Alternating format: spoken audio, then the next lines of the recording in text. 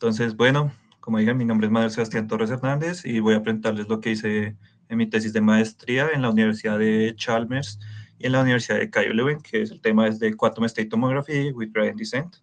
Entonces, para eso voy a contarles un poco del background y el contexto.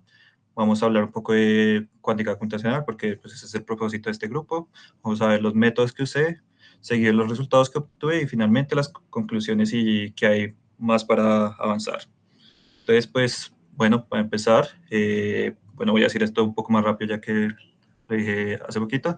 Vamos a mirar la computación clásica. Entonces tenemos el bit que va a ser 0 y 1, que pues sabemos que en un transistor es cuando pasa corriente o no pasa corriente. Entonces cuando es 0 no pasa corriente, pero cuando es 1, pues sí hay un paso de corriente en los transistores.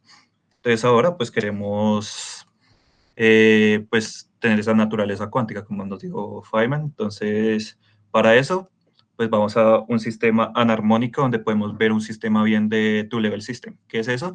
Que vamos a poder necesitar diferenciar exactamente dos niveles. En este caso, ahora ser el 0 y 1, podría ser el 1 y 2, pero usualmente, o bueno, siempre se toma el 0 y 1. Entonces, si ven que aquí el gap es diferente, que eso es la diferencia de un sistema armónico, que donde el gap de energía es pues de la misma. Entonces, no se puede diferenciar.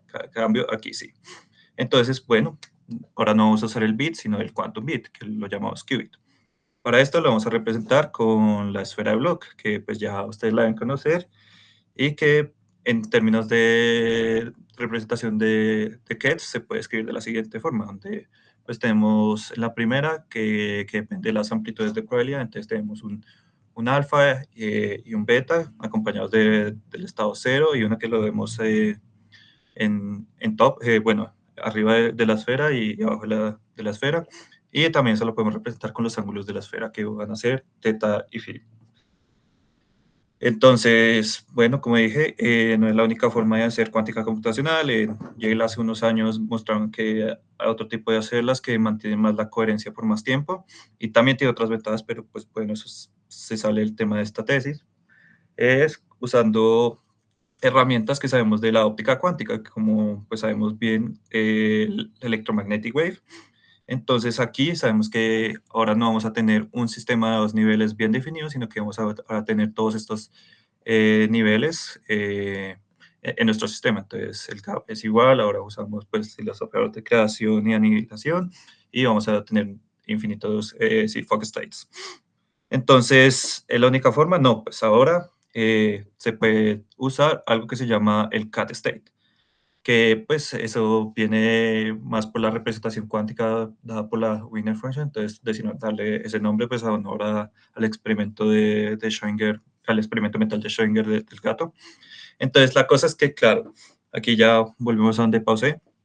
Entonces nosotros aún tenemos nuestra mente muy en el 0 y 1 del bit, entonces es como difícil salir de eso, como tener esos dos puntos claros. Entonces lo que hacen usualmente es tomar una representación del cat state en cierta dirección, o sea, con estos coordinate states, con esta combinación de coordinate states, pero también se puede tomar el uno como otra combinación de coordinate states.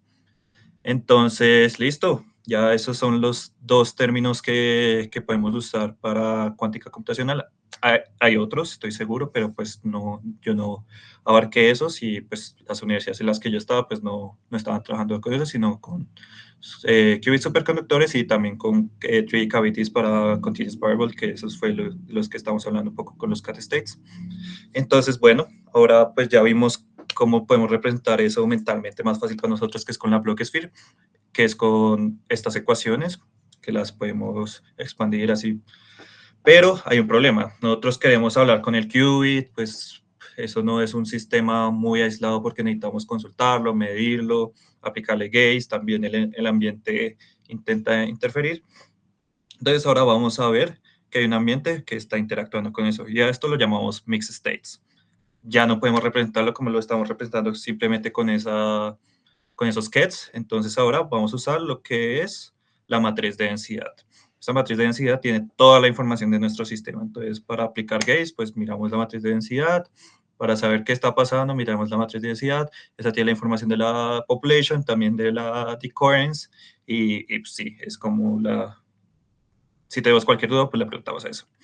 El problema es que, claro, sabemos que en la mecánica cuántica, pues medimos algo y colapsamos, entonces es complicado medir y conocer el resultado, pues, original, o sea, yo no puedo tener esa matriz de una. Entonces, vamos a tomar un ejemplo, digamos este qubit que yo hice un estado al azar, que es esta flecha roja, entonces, bueno, empecemos a mirarla por arriba me da, bueno, tengo esta poquita información, entonces vamos a otro ángulo, lo miramos por ese otro ángulo y dice, bueno, pues ahora sé que está un poquito más abajo que arriba, de cierta forma, pero pues aún no tengo la información suficiente para saber cuál es mi estado, o sea, cuando medimos me da una información muy, muy limitada. Entonces tenemos que medir en todos lados y pues al medir eso, pues tenemos algo de información donde está ubicada, pero no sabemos exactamente eso. Ahora, pues esto fue el caso de un qubit ahí, de una Block Sphere, pero miremoslo más a la matriz de densidad, sí, un sistema más complicado. Entonces, lo miramos con el operador amarillo, entonces sabemos que, bueno, esto me está dando una información limitada de mi matriz de densidad. Ahora miremoslo con un operador rojo. Este operador rojo también está dándome solo una cantidad limitada. Entonces, ¿qué hacemos? Bueno, yo quiero saber como les dije, como la matriz de densidad tiene toda la información, yo quiero saberla, pues bien, porque así sabré que mis algoritmos cuánticos fueron bien hechos, porque digamos, yo puedo crear un algoritmo cuántico y cuando lo mida, pues digo, "Ah, hay algo raro, ¿cómo voy a saber que sí estuvo bien? O bueno, está bien, pero estamos seguros que sí hizo exactamente lo que yo quería. Entonces, pues para eso hay que conocer la matriz de densidad que tiene toda la información. Y para eso se llama, pues el proceso ya se llama Quantum State Tomography, que es coger los datos que tenemos, esos datos limitados, y así reconstruimos toda la matriz de densidad. Ahora, eso me gusta, pues, usarlo como una analogía, me gusta decir como, imagínense que hay un caso forense, o así, un caso criminal, sí, un asesinato cualquiera, entonces un investigador llega y mira todas las pistas, empieza a analizarlas y él tiene que reconstruir toda la escena de crimen. Y así, pues, vas a ver en serio qué pasó y pues ya sabiendo cómo fue toda la escena de crimen, ya puedes saber toda la información de lo que pasó. Entonces, Quantum State Tomography, ¿por qué es un tema tan complicado? Entonces, si lo podemos en términos simples matemáticos, aquí tampoco pues usé una terminología complicada. Imaginen que tenemos todos los operadores de medida en una matriz, sí, todos unidos en una matriz, tengo la matriz de densidad y pues sabemos que aplicando esa matriz a la matriz de densidad me da pues la data. Entonces, pues uno ve esta ecuación y simplemente pues yo la invierto, o sea, simplemente me da que la matriz de densidad es la inversa de esa matriz con todos los operadores y la data, pero no, tenemos muchos problemas. El problema principal es que de ese método es que cuando reconstruimos esa matriz, me da solo una matriz, o sea, me da un corral de números que no tiene ningún valor físico. Y para que sea una matriz de densidad tiene que tener estas tres características. Tiene que ser hermítica, lo podemos ver fácilmente de la expresión de la matriz de densidad, que saquen la daga y está lo mismo. La traza de Rote, que es uno, pues lo vemos con el valor de las probabilidades.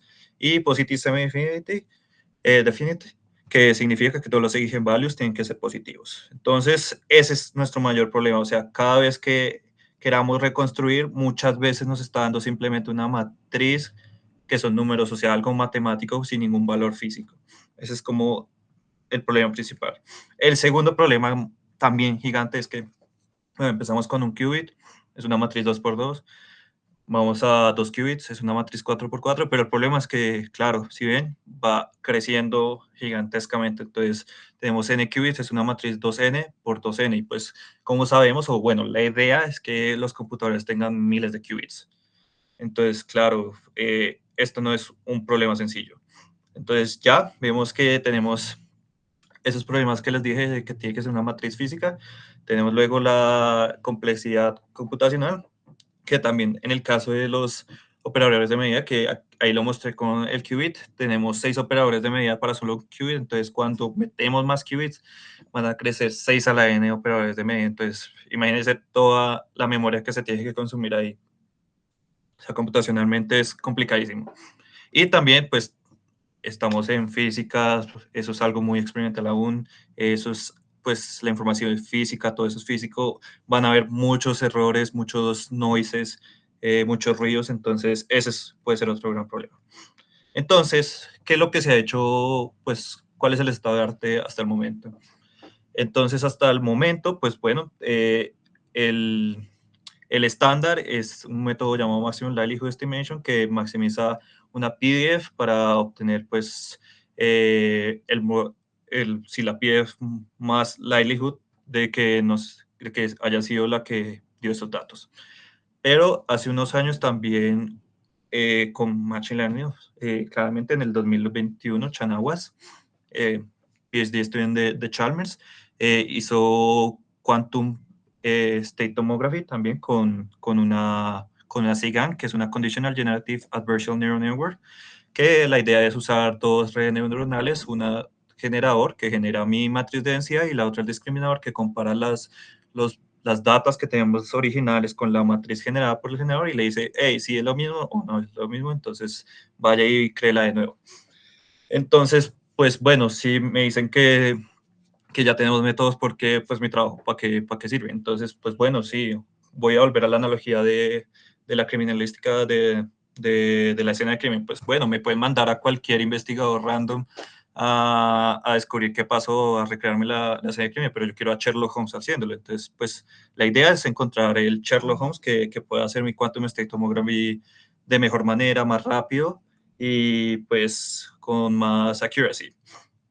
Entonces tenemos, pues ya nombré los métodos anteriores, ahora vamos a ir al método que yo usé, que el mío es simplemente gradient descent. Entonces nosotros sabemos de cálculo básico que el gradiente de una función apunta hacia la dirección de mayor crecimiento de la función. Entonces, pues claro, gradient descent es simplemente tomar el negativo, tomar pasitos del negativo y de ahí vamos bajando. Entonces de ahí podemos llegar a un mínimo y pues optimización a la final es llegar a mínimos. Para esto, pues usualmente se usa una función de costo que tiene más o menos de esta forma. Listo, entonces, ¿cuál es el problema? Bueno, volvemos al problema anterior que cuando invertimos la matriz, que podemos hacer gradient de cero, o sea, simplemente cogemos cualquier algoritmo ahí, internet, decimos, hey, gradient, hágamelo y ya, pero no, el problema es que nosotros estamos, imagínense que estamos en este círculo en un physical space, pero todo lo otro blanco por fuera es simplemente una matriz de números sin valor físico. Entonces, si nos llegamos a salir de eso, pues no estamos reconstruyendo nada, simplemente estamos dando unos números que sí optimizaron y llegaron al mínimo de mi función, pero no significan nada. Entonces, para eso toca usar diferentes estrategias. Una de esas estrategias es una búsqueda restrictiva y la otra es una proyección. Entonces, listo. De ahí, no se está moviendo. Bueno, listo.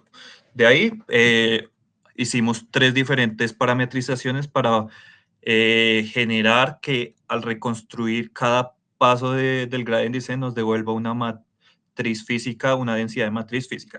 Entonces, el primero llamado Cholesky, el segundo llamado Stephen Manifold y el tercero una Projective Normalization. Entonces, veámoslo pues detalladamente cada uno. Entonces, el Cholesky es una búsqueda restrictiva, entonces lo que hacemos es simplemente actualizar una matriz diagonal inferior, donde al usar esta descomposición de Cholesky, cada vez que actualizo solo valores de la matriz diagonal inferior, me retorna una densidad de matriz válida. Entonces, claro, ahí tienen que tener otras condiciones, pero bueno, eso ya pues es cosas técnicas, pero es usando esta expresión de Cholesky. La segunda es usando un poco de ayuda de geometría diferencial, entonces usamos esto que se llama un Stephen Manifold, que mantiene una propiedad de que una matriz traspuesta por la matriz normal nos da pues, la identidad pues, en dimensión P. Entonces, aprovechando que la cuántica tiene una naturaleza probabilística, pues sabemos que la suma de las probabilidades al final va a dar 1. Entonces, podemos usar esa herramienta para mantenernos siempre dentro del espacio.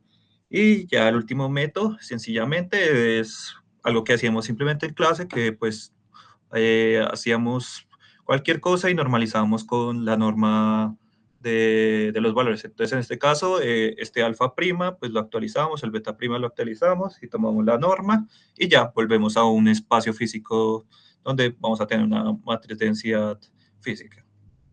Entonces, bueno, ahora vamos a ver los resultados, ya vimos pues la parte técnica. Entonces, listo, entonces, como dije, pues ahora pues necesitamos algo que lo haga más rápido, entonces vamos a ver las iteraciones que se toman para hacer un sistema de 4 qubits aleatorio.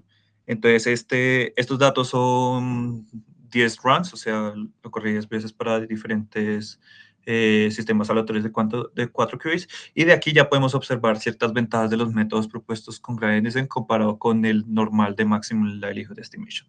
Ahí se me olvidó, bueno, más bien lo nombro ahorita que meta lo de Machine Learning, les nombro otro detallito, pero bueno, por el momento estos casos de qubits solo se comparan con Discrete Variable porque ese modelo de Machine Learning solo fue hecho para casos de Continuous Variable.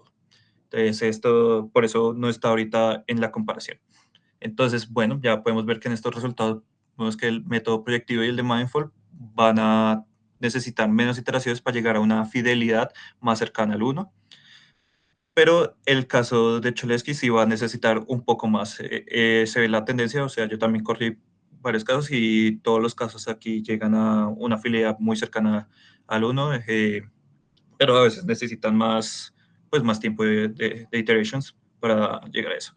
La cosa es que, claro, bueno, iteraciones, ¿cómo comparamos bien eso?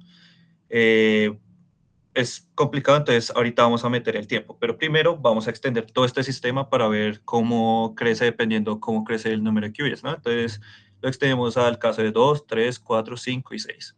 Entonces aquí vemos la tendencia, sabemos que se puede observar que el de Cholesky pues crece más exponencialmente, un poquito más rápido, diría yo. Pero bueno, lo importante es comparar todo contra el máximo likelihood, que es el estándar ahorita.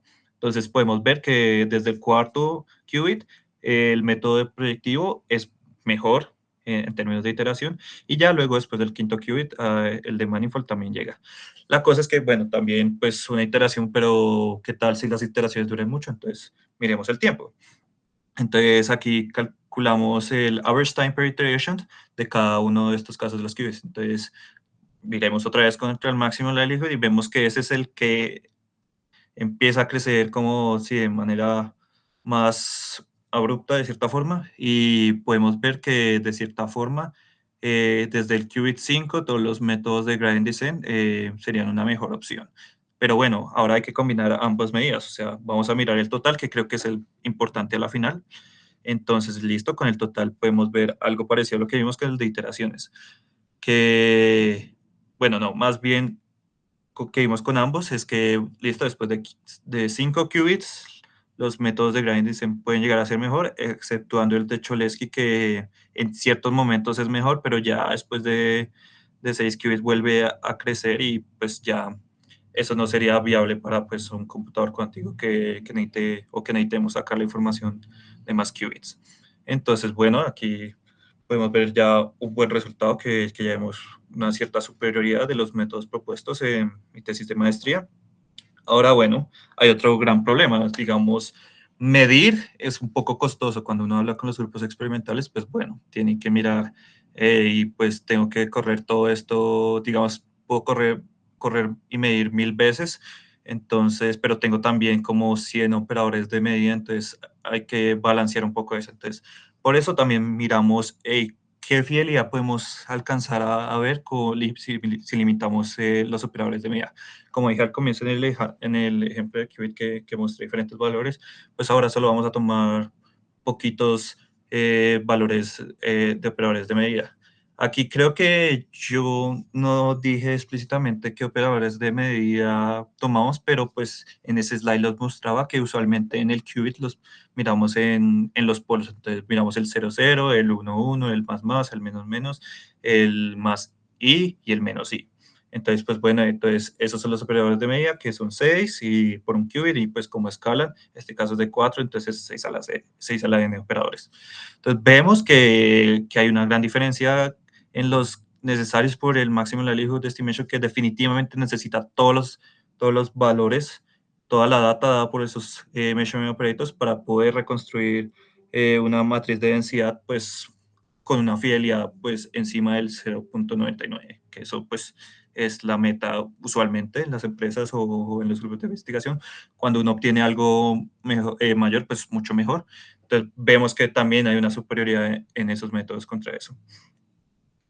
Ahora, bueno, como les dije, como ellos tienen que decidir qué measurement operators pueden tomar, entonces Imagínense que ustedes son experimentales y dicen, bueno, si puedo correr al día, no sé, bueno, en este experimento puedo correr 100 medidas, entonces puedo coger y medir una vez estos 100 measurement operators o puedo coger y medir, no sé, 5 veces una cantidad pues más reducida. Entonces, eso que nos da que va a haber un noise menor en los datos. Entonces, para este noise, lo que yo hice, porque estos son datos simulados, fue coger esos valores de data que obtenemos al aplicar el measurement operator, bueno, al medir el sistema, y les aplicamos como un ruido dado por una distribución gaussiana.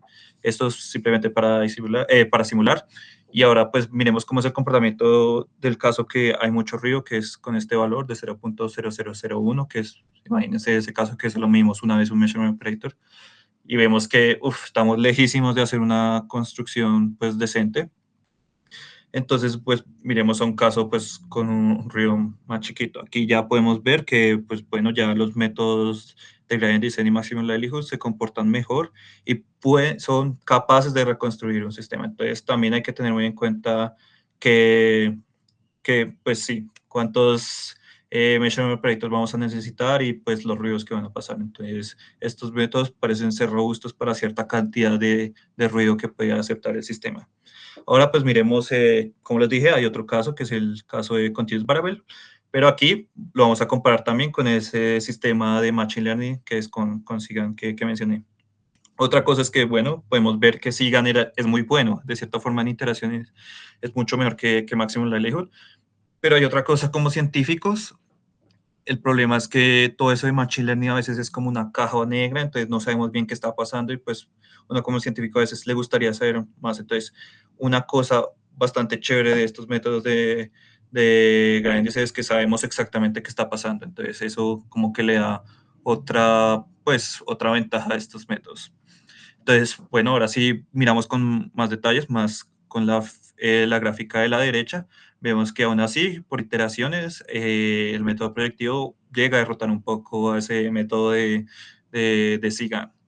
El de Maximum Likelihood presenta muchos problemas en muchos casos de variable continua y pues todos los métodos de gradient descent van a llegar a un valor muy cerca de uno, tal vez necesitando más iteraciones, como es el caso de Cholesky. Ahora, bueno, vamos a hacer el mismo análisis que antes, donde pues va a haber ruidos. Aquí en estos casos de continuous variable eso del ruido es muy delicado, entonces como ven, todos los métodos como que medio colapsan cuando hay bastante ruido. Otra cosa que tengo que mencionar aquí es que por problemas de tiempo y de capacidad computacional, pues no pude tomar más datos. La gracia es tomar al menos 100 runs de cada método. Aquí son más o menos 10 runs de cada método, entonces faltaría pues mirar más datos. Entonces aquí lo que podemos llegar a concluir al menos es que al menos el modelo de Gradient Descent por Cholesky es más robusto, es más confiable que todos los métodos. O sea, ya vimos que en el anterior slide, cuando no hay, no hay ruido, llega a reconstruir todo el sistema, pero pues cuando ya hay algo de ruido, pues sí, ya. Aún así llega a un valor pues muy cercano a uno en el caso de la derecha, en el caso de la izquierda pues no es tan cercano, pero pues funciona mejor que los otros métodos. Listo, entonces pues ya después de haber mostrado todas estas datas podemos llegar a las conclusiones de que, bueno, el caso primero de Discrete Value, que es con el qubits, es que, bueno, todos estos métodos de gradient descent han servido, reconstruyen bien el sistema, que se ve una mejora en muchos aspectos después de 4 qubits. Ya empezamos a ver que si tenemos un sistema de 4 qubits es preferible tomar un sistema de gradient descent antes que uno de maximum likelihood. Y que el caso de maximum likelihood necesita todos los datos, todos los measurement operators funcionando y en los otros casos no necesitamos tanto, entonces vamos a necesitar menos memoria, porque como les estaba diciendo, como eso crece 6 a la n, eso computacionalmente es terrible para la memoria. Ahora, en Continuous Variable, mi conclusión a la que llegué es que el caso de Cholesky es como el más estable, el que yo puedo confiar más, por lo que siempre que va a haber noises, llega a ser una reconstrucción más precisa del sistema. Bueno, entonces esas son las grandes conclusiones de mi proyecto. ¿Qué Outlook hay? Pues hay otros algoritmos que sería chévere comparar, pero pues por tiempo no lo hice. También hubiera sido, como les dije, que yo solo corrí eso unas 10 veces, hubiera sido chévere correrlas unas 100 veces más o algo así. Y en el caso de Continuous Variable, pues solo les dije lo de los cat states, pero hay otros estados en Continuous Variable que, pues, además de cuántica computacional, sirven para quantum information. Uno puede mirar thermal states o current state simple o sí, o general solo focus state. Entonces, listo. Eso sería todo por mi parte. No sé si tienen alguna pregunta.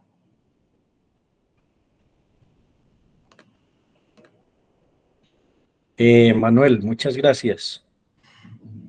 Un No gusto. sé si alguien del público tiene alguna pregunta. Yo tengo como un par, pero primero pues los demás. Herbert, dale, ahí está nuestro amigo Herbert Bing Posada. Herbert, adelante, profesor. Hola Alcides, hola Manuel, muchas gracias por tu seminario. Hola, profe, un Interesante. gusto. Me gustaría mucho que tú nos dieras como un comentario sobre la utilidad práctica de este tipo de análisis porque, digamos, más allá de utilizar el Machine Learning como una curiosidad para hacer predicción sobre matrices de densidad, entendería uno que debería tener una correlación con los experimentos.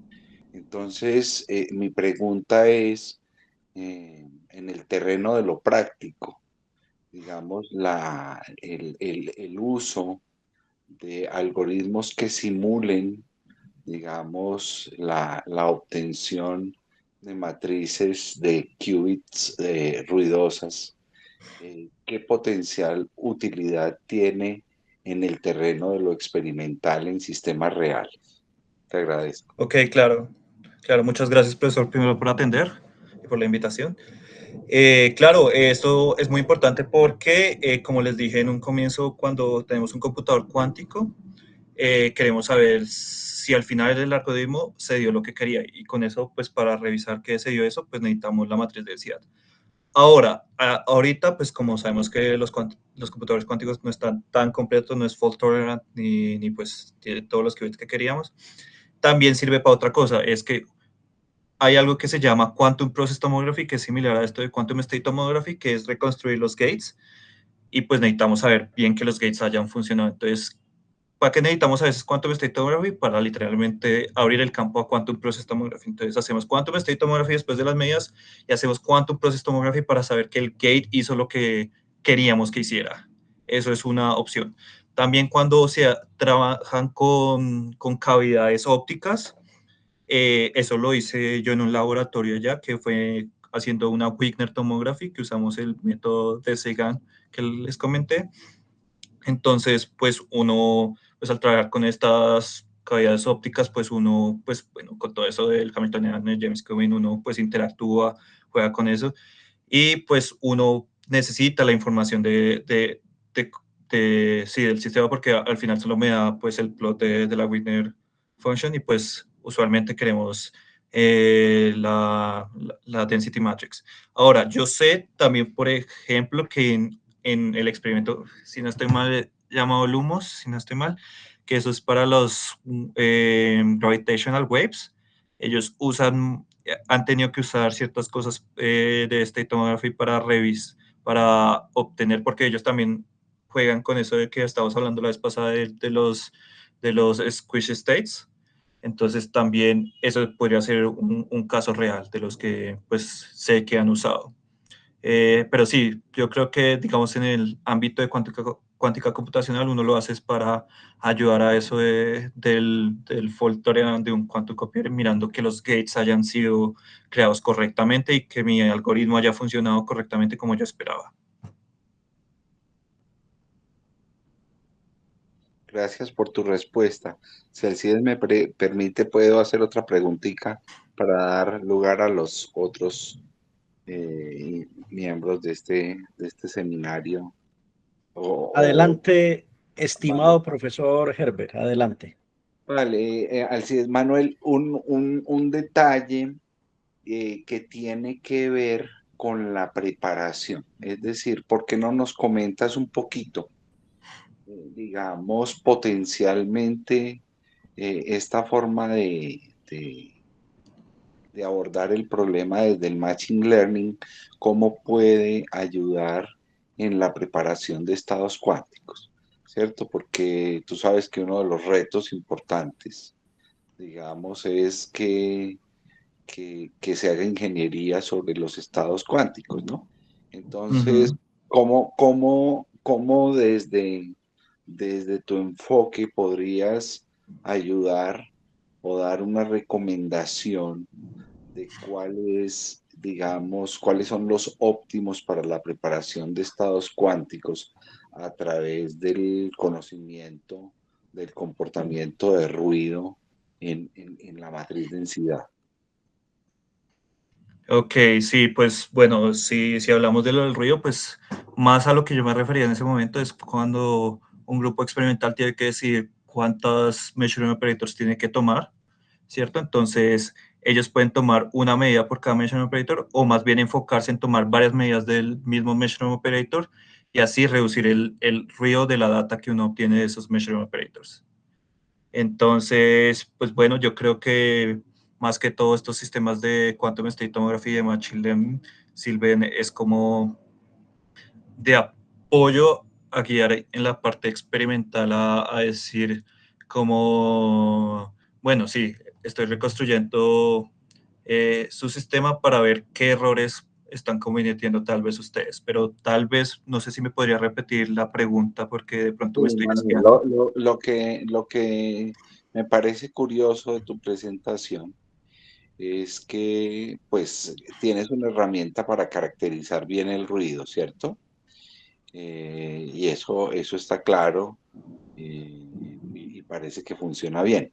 Entonces, uno de los intereses que uno tiene en las áreas de mecánica cuántica, cuando está trabajando con sistemas de qubits, es tener ingeniería de estados. Es decir, si uno quiere producir un GHZ o un estado Ujú. gato o cualquier tipo de estado, pues uno quiere de alguna manera eh, saber cuáles son las mejores condiciones paramétricas en su sistema, ¿cierto? Y eso está relacionado con el experimento para poder tener el mejor estado que uno pueda generar en el laboratorio, asociado precisamente a que las condiciones de ruido pueden afectar más o menos dependiendo de la selección de los parámetros. Entonces, la pregunta concreta es, desde tu experiencia, digamos, con este estudio de la reproducción de los efectos de ruido en las tomografías, ¿tienes alguna forma de orientar, digamos, la discusión a la generación de estados, a la ingeniería de estados cuánticos? Sí, ahora ya le entiendo más. Entonces, claro que sí. Eso más que todo iría con el otro que les comenté, que es con Quantum Process Tomography. Que bueno, entonces imaginemos que, bueno, vamos a hacer ese estado gigahertz que el profesor me comentó. Entonces, claro, hacemos el circuitico sencillo, lo creamos con pues, sí, mis hammers y whatever. Entonces, al medirlo, tocaría ver si da exactamente los valores y pues si no empieza a dar, entonces empezamos con el proceso de hacer primero quantum state tomography para saber la matriz de densidad y así empezar para atrás a hacer quantum process tomography para empezar a mejorar el gate para hacer una mejor construcción de ese estado. Ahora, lo mismo pasa con esos casos de continuous variable, como esos a la final uno puede hacer esos casos de continuous variable con puros desplazamientos y bueno, había un otro gate que se me olvidó el nombre, bueno, no es gate, sino es un displacement y un C something, se me fue el nombre ahorita.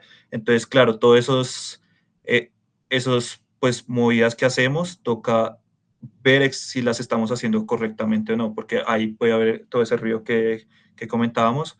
Entonces, pues la gracia es con ese Quantum Process Tomography decir como, hey, no está tan exacto ese gate como queremos, no es el 1, 1, 1 menos 1, sino ahorita está como un 1, 0.99, 0.98, cualquier cosa. Entonces, sí, yo diría que desde este punto, pues como podemos ir atrás revisando cada componente, pues ahí podemos decirle a la parte experimental, hey, toca mejorar esta parte porque acá hay como un problemita y por eso no nos están dando los resultados que estamos esperando o no estamos creando el estado cuántico que estamos esperando. Ok, muchas gracias. Gracias, profe Herbert. Hombre, sus preguntas muy geniales, como siempre. Cristian había levantado la mano, uno de los Cristian. ¿No? Bueno, Mm, sí, yo sí, tengo dale. una pregunta. A la final mencionabas un poco los tiempos, mencionabas que eran exponenciales. No sé si tuviste la oportunidad de hacer benchmarking sobre esos tiempos de ejecución y demás.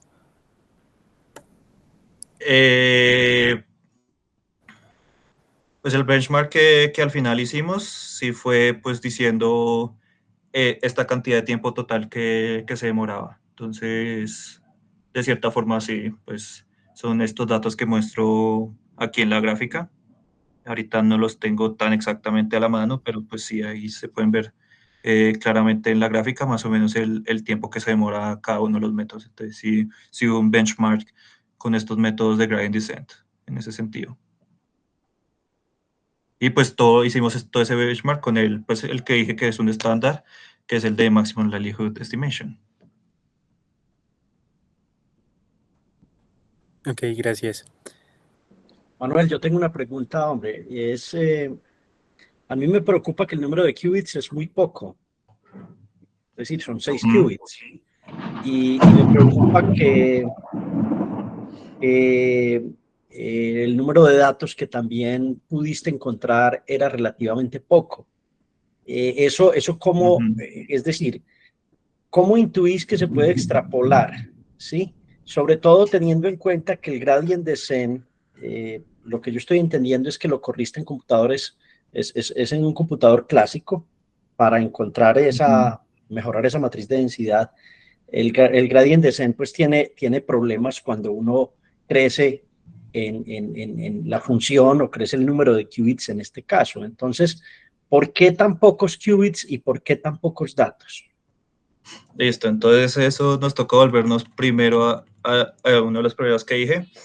Uno de los problemas es que yo quería hacer estas simulaciones como muy congeniadas, como algo así como reales. Por eso tomamos todos estos measurement operators que son 6 a la n.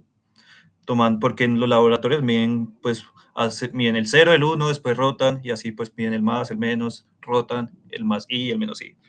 Entonces, claro, el problema es que, imagínense esa matriz que es este número de matrices con el espacio de Hilbert 2 a la n, entonces cuando lo corrí en un computador de, ¿cuánto tenía? 40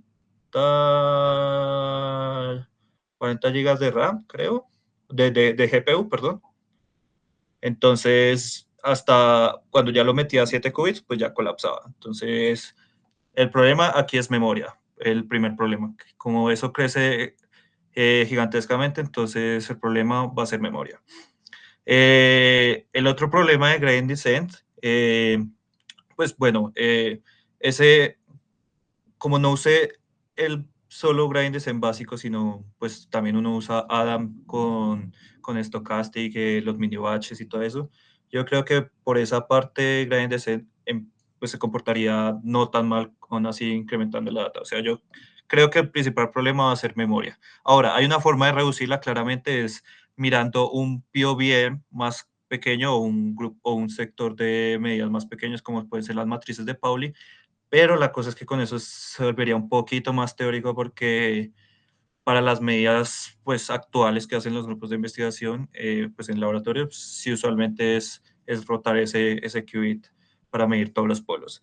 Entonces sí, ¿por qué estaba limitado a eso? Pues la memoria del computador y el clúster pues no me da para más.